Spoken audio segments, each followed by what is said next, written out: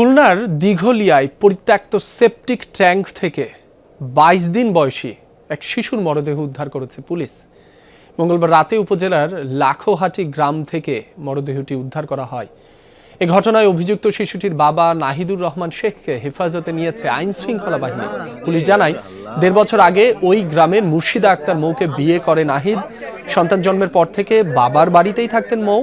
সোমবার সেখানে যায় স্বামী নাহিদ। পরদিন সকালে ২২ দিন বয়সী ছেলেকে নিয়ে বাড়ি থেকে বের হয়ে হত্যার পর পার্শ্ববর্তী খোকা মল্লিকের বাড়ির পরিত্যক্ত সেপটিক ট্যাঙ্কে মরদেহ ফেলে দেয়।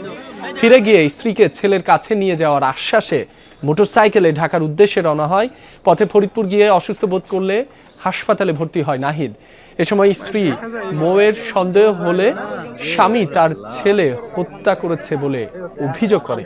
পরে পুলিশ হেফাজতে হত্যার বিষয়টি স্বীকার করে নাহিদুর।